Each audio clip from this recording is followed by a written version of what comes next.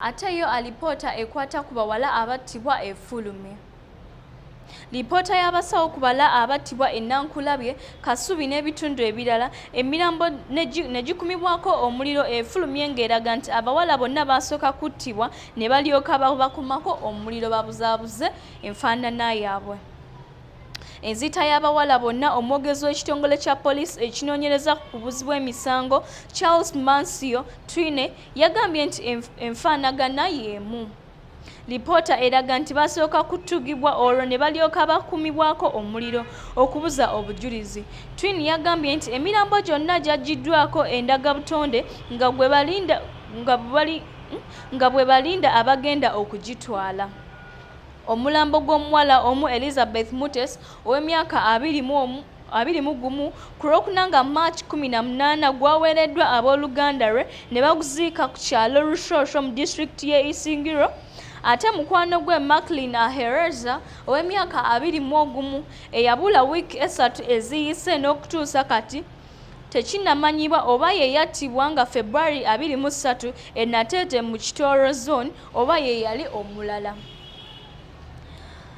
Bambega ba poliisi baazuula mmotoka y'ekika kya Benz ku kamera zaabwe egambibwa nti eyinza okuba nga yeetambuza emirambo gino, era Twine yagambye nti beeyambisa kamera Bambega be basindise mu kitundu abasirikale balawuna ku bigere, emmotoka ne pikipiki okuzuula abatemu n'okukomya effujjo lino.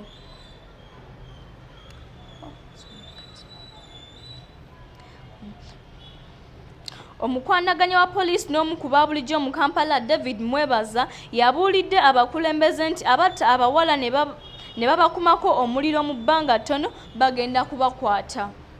Mwebaza yagambye nti bagenda kutendeka abatwala ebyokwerinda mu bitundu basobole okuyamba ku basirikale abatono abali ku poliisi.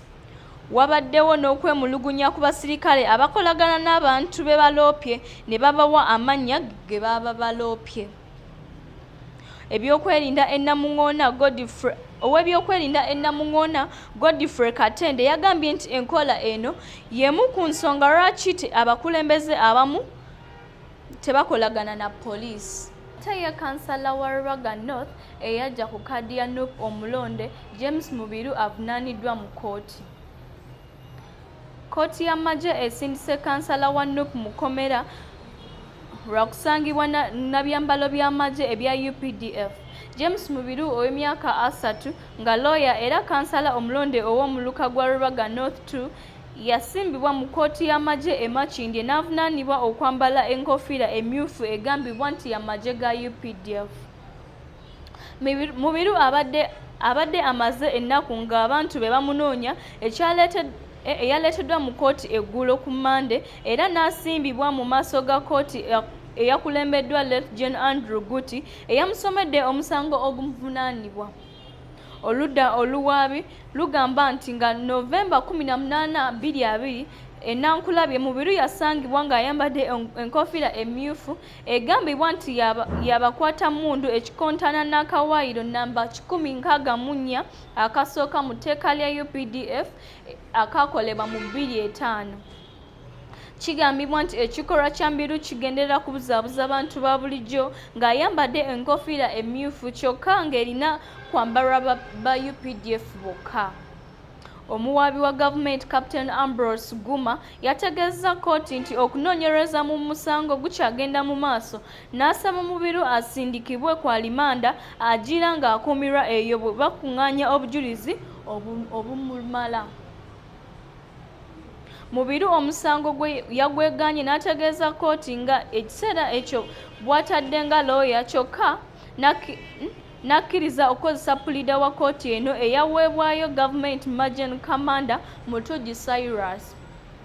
Captain Ambrose Guma yasabye kkooti ekkirize Mubiru akuumirwe mu nkambi y'amagye e Makindye olw'ensonga ez'ebyokwerinda.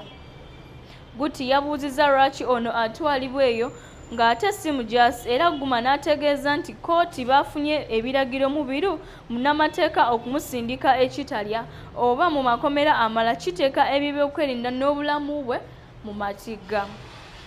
Guti yagambye nti bwe kiba kikwatagana na byakwerinda bya muntu tekirinaako buzibu bwe kityo n'amusindika mu kkomera lya military police e Makindye okutuusa nga April 13, 2021. Kuliko erinnya abasasi